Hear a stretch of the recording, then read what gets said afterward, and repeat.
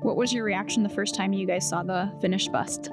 I got teary-eyed. It took my breath away. When it came around the corner, I have to admit, even I got teary-eyed. I literally got goosebumps. And it's really been kind of exciting to watch it all play out and how fast it's unfolded. It's made my head spin a little bit. And how many people sleep in them? It will sleep 20 people. And we have 2 other buses already in production. It's used to give people an opportunity to get a safe, environmentally comfortable, legal place to get some rest. Scientifically, it's been proven that if you're sleep deprived, it takes 3 days to reset your body clock. What has been the response from the public so far now that the one bus is visible around town? I mean, we've really gotten a nationwide visibility. So not just here. Crazy. It's not just been here. Yeah. I mean, the first couple days, I think Scott didn't sleep, and I was thankful that he was very happy to go in front of the camera. Yeah. I did 14 interviews in like a 5-day period. Hi everyone, I'm Tracy Lewis with Imagine, and we are joined by Pastor Scott, who is the founder and CEO of Matthew's Hope, as well as Shelley Bradford, who is the president and executive director of Matthew's Hope. This podcast is produced and filmed and edited by John Burkett with Imagine. Welcome to this week's episode of Straight Talk, No BS with Matthew's Hope, presented by Imagine Marketing. At Imagine Marketing, we put in the extra effort to craft a tailored strategy for success. We also offer photography, videography, and even podcast production services. So please book a free consultation today. In this episode, we will be getting an update on Matthew's Hope Sleeper Bus program and what has developed since we first discussed the program in episode 69. That was a while ago. Yeah, wow. So Shelley, for anyone... And yet not. Right. Yeah, right. Yeah. Shelley, for anyone that may have missed episode 69, can you give us an overview of what the Sleep Bus program is all about? So, gosh, I can't remember when it was. Around the first of the year, we were contacted. Actually, right before Christmas. Okay, right. Yeah. We were contacted, and it was really we were contacted by the Brevard Homeless Coalition, and it was really an answer to 1365 of, nobody wants a shelter. Nobody wants a building in their community. And so this was the next option. And it's really been kind of exciting to watch it all play out and how fast it's unfolded. It's made my head spin a little bit. Mm. Well, especially when you consider we took delivery of the first bus just recently. Yeah. And, this was something that was happening. Like I said, it was literally days before we shut down for the holiday. And just to share with people, this is something we've been looking at for some time about different ways of sheltering people. And, we've built shower trailers in the past, and we've done other things like that. But we looked at what had been happening around the country for years with these sleeper buses. Usually it's done for churches. So what is a sleep bus? Well, it basically, you're taking what most people would consider like a Greyhound bus or a coach, and you're converting it into a place for people to sleep. This has been done for decades for like churches. Rock groups have done it. Mm-hmm. It's been used a lot of different ways. And there's some places that we learned around the world where they've used buses. Used old trains, train cars, so that's really where the idea comes from. But it was one of those things where how do you fund it and how do you put it in motion? And so when the Brevard Homeless Coalition came to us and said, hey, is this something you would be interested in doing? I said, interested is something I've been wanting to do, just not really sure how. And that's really where it started. And so boards actually met over the holiday, which never happens. Now, unlike our own government, who takes off, when they don't want to deal with something, or it's holiday, let's everybody go home and still get paid. Our folks all sat down, their board, our board, what have you, and over the holiday decided to move it forward. And here we are, over a half year into this year, and we've taken delivery, and we have 2 other buses already in production, and so 2 more being discussed now that are complete. Just one that's complete now. Okay. And how many people sleep in them? It will sleep 20 people. Okay. Yeah, it's very cool. It's an extension of our emergency shelter program. We are not a shelter.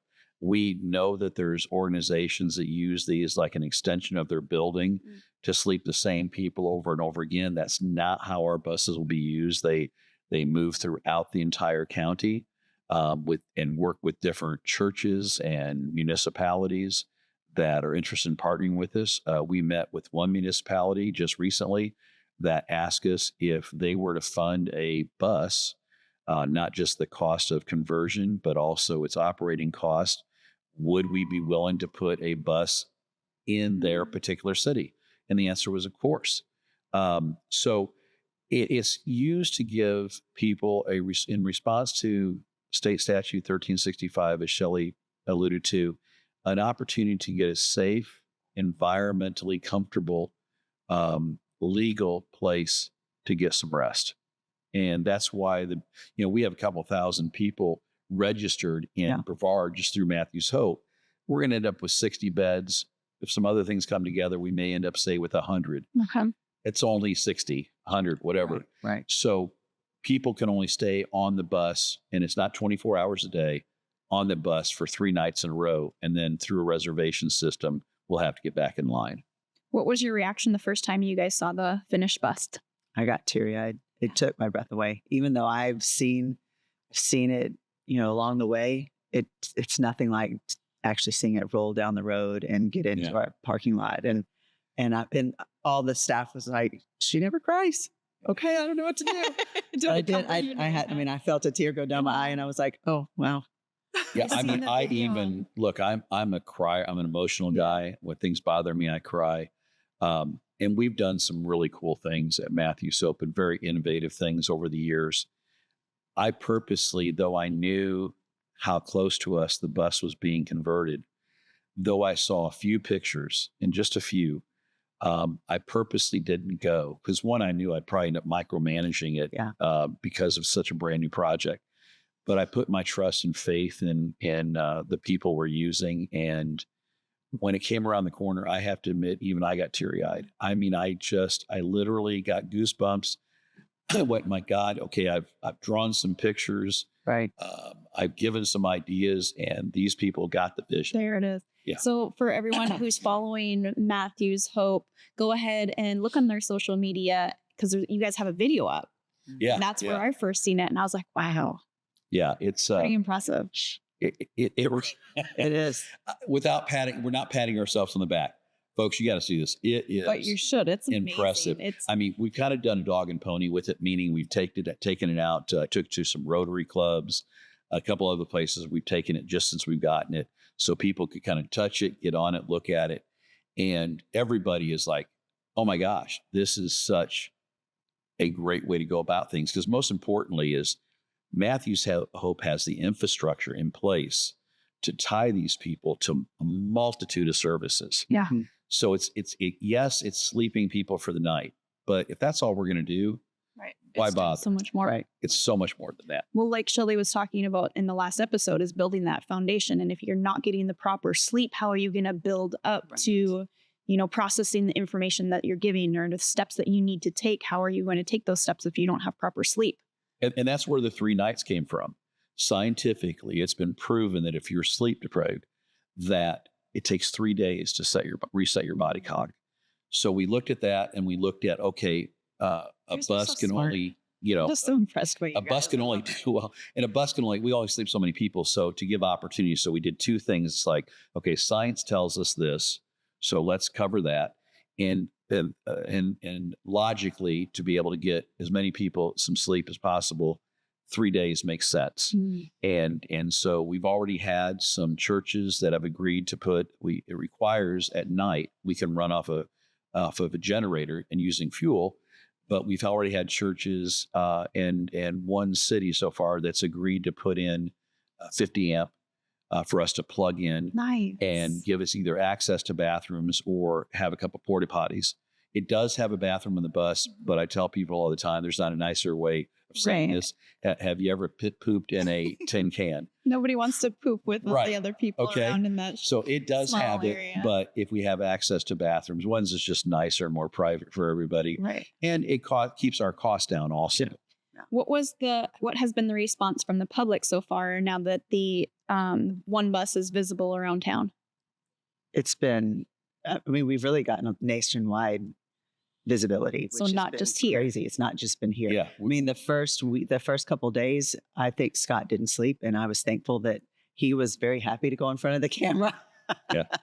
I did 14 interviews in like a 5-day period between magazine, television, newspaper, radio.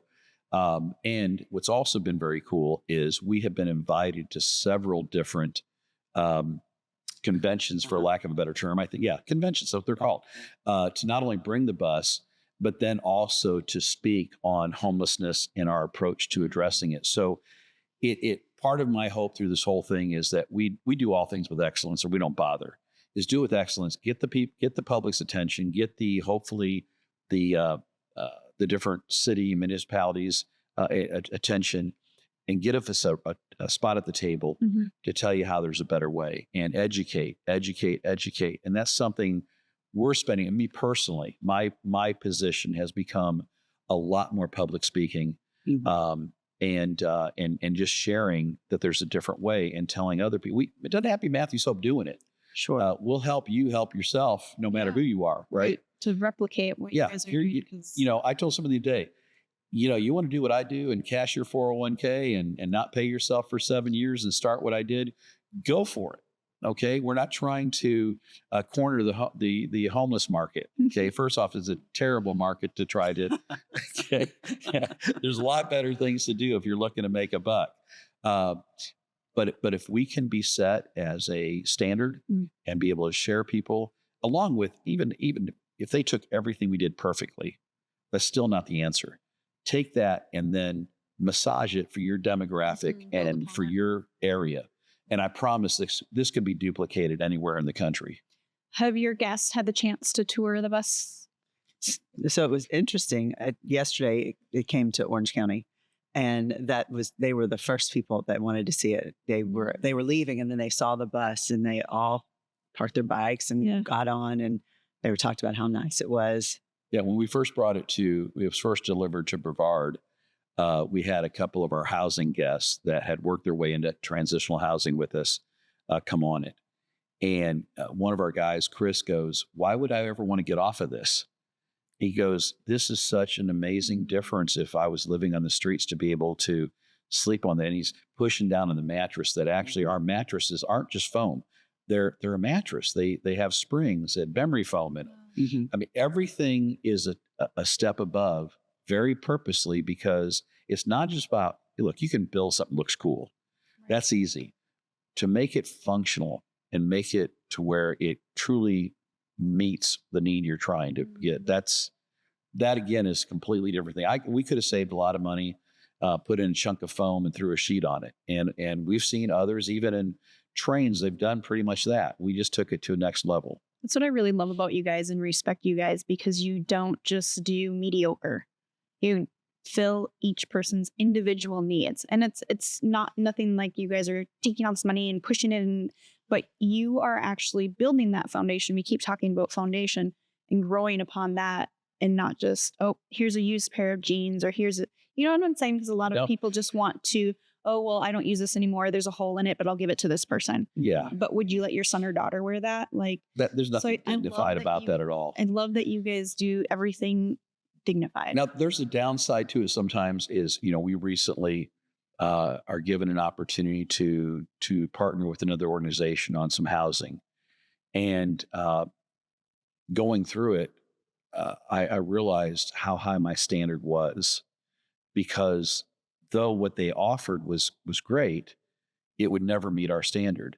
And then so it was for me, and Charlene and I are looking at each other and got in the truck, and I said, I'm really struggling with this one, because our standard is so high. And I'm not saying they're not doing a good thing, but what am I giving up? Or do we go in there and say, okay, we'll take it, but we're going to bring it up to our standard? Yeah. Which is likely what would happen. So how will these buses integrate into your outreach days and mobile team services? So what it's going to do is it's going to be another facet of our ministry. It's going to actually help us be able to watch these people, see how they interact with each other, see how they interact with us. A lot of times, our people that we move forward in our moving forward program, we find them in the shelters, in our like our hurricane shelters, our cold shelters. Because we see how they treat each other. We see how they treat each other with dignity, as well as we see.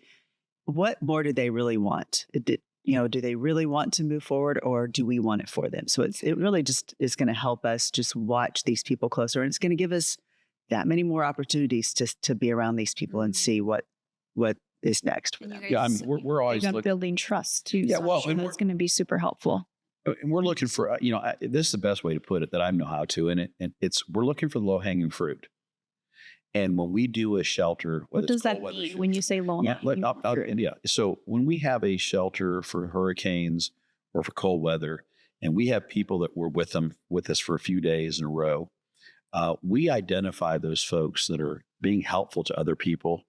So that's what we're talking about is watching who's doing that and saying, okay, I alert my staff, or Shelley does, or Charlene or Shannon, say, hey, keep an eye on that one. Because, and now, does it mean I care less about the others? No, it doesn't.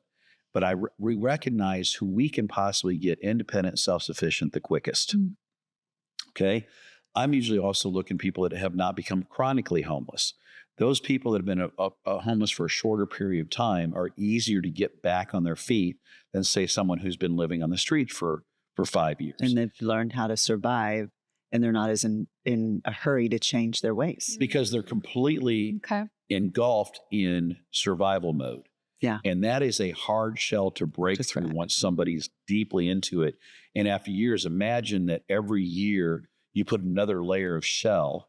So we have to, it's more costly, and it just takes more time and investment. So we do that. But again, when you can find that other, it's easier. The other thing it's allowing us to do is it's allowing us to spread our wings from this standpoint.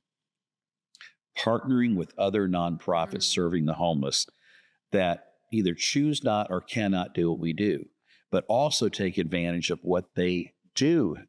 I said do. And you can leave that, because I said I'm like a child every time I say it. Do. Okay, but they do the things that why bring them back to our location if it's being done 30 minutes down the road.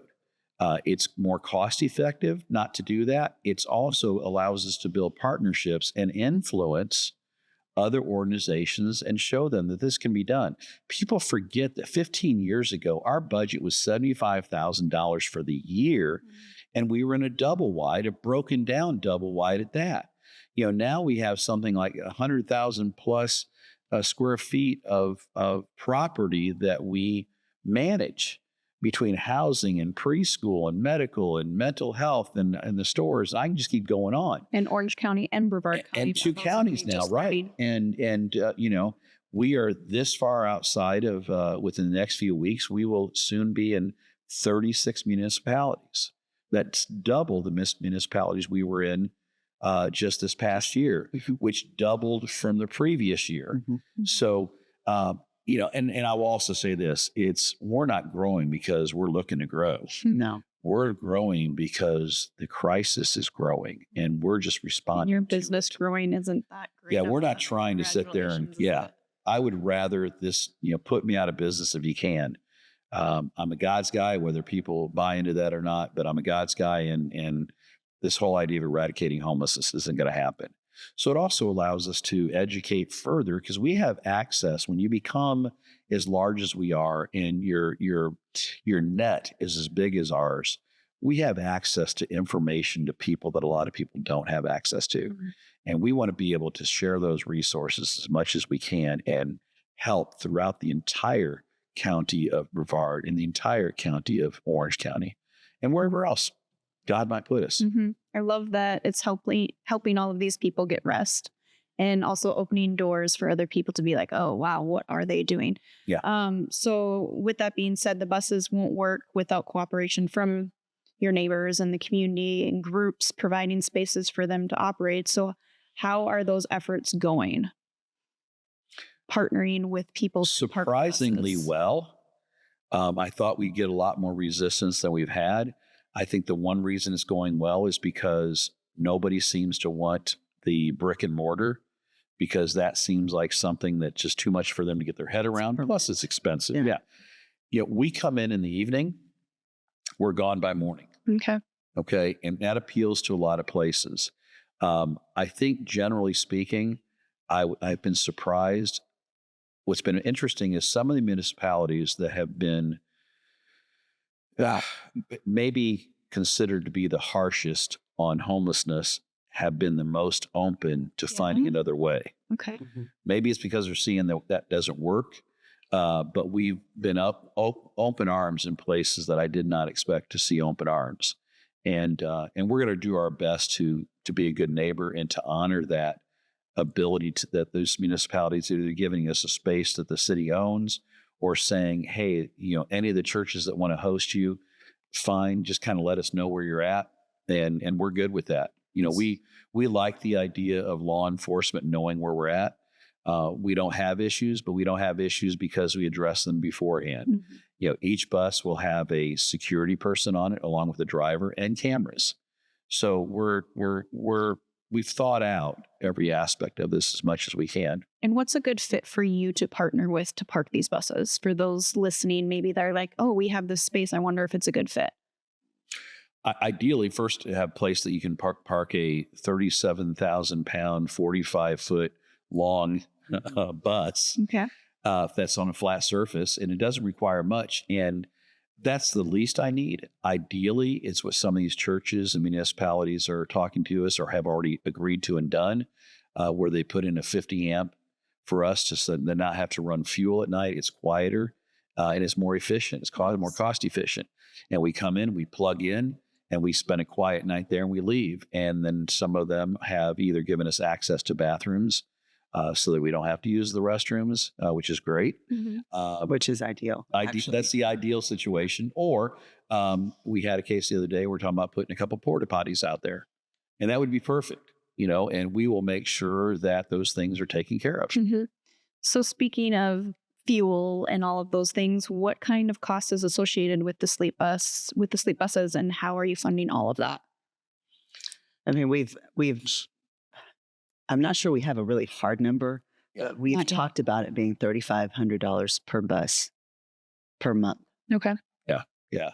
There's a lot of things coming into play. And for if you look at everything, the buses themselves, you're looking at about $200,000 for the purchase of the bus and the conversion.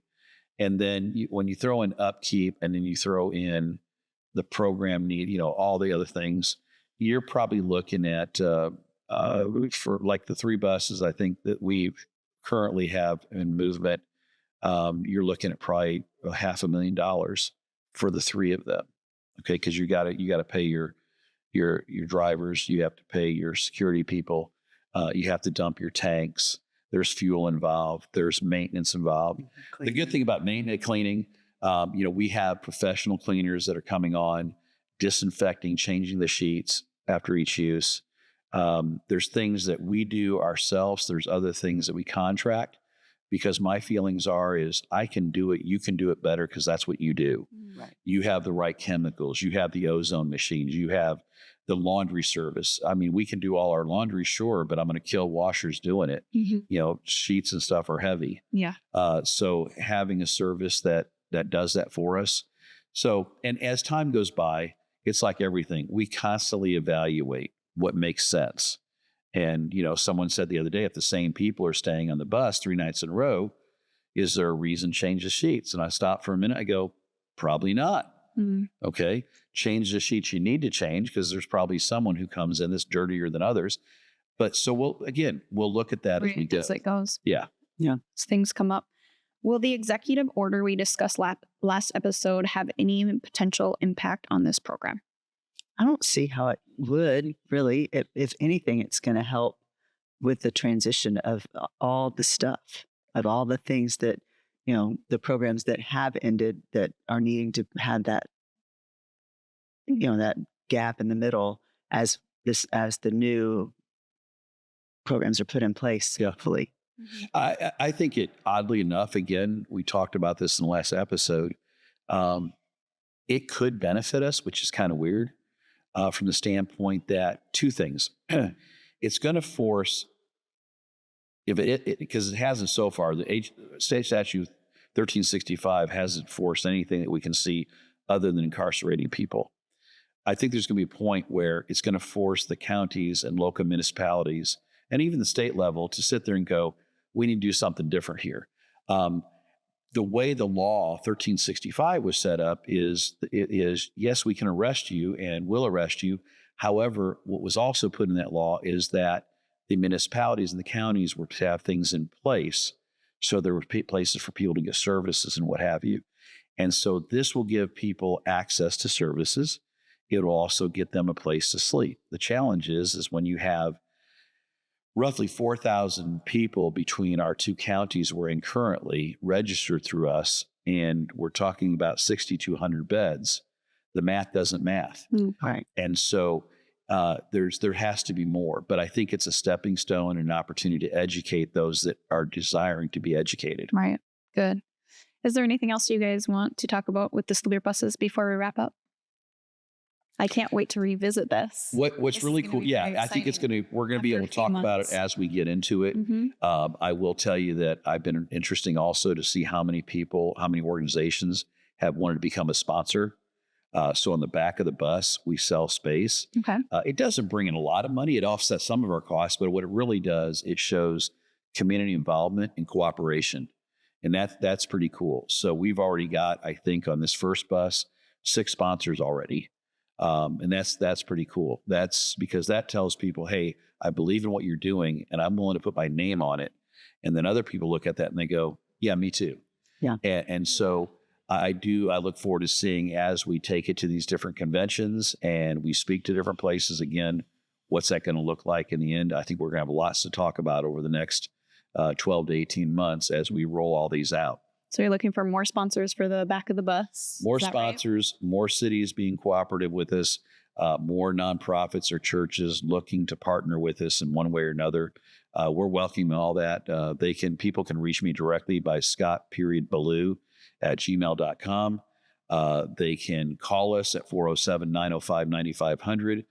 They'll find me somehow. They'll find me or Shelley at one of our campuses. We're constantly in motion, but we're open to talking about anything. I love that. That's how you get things done. That's great. Well, I'm so glad that you guys are doing this, and it's exciting that it's opening doors for more discussion. So I hope the community continues to support you guys in this. That's our hope. Yes. And thank you guys for your continued support. So please continue to like, share, comment, and we'll see you next episode.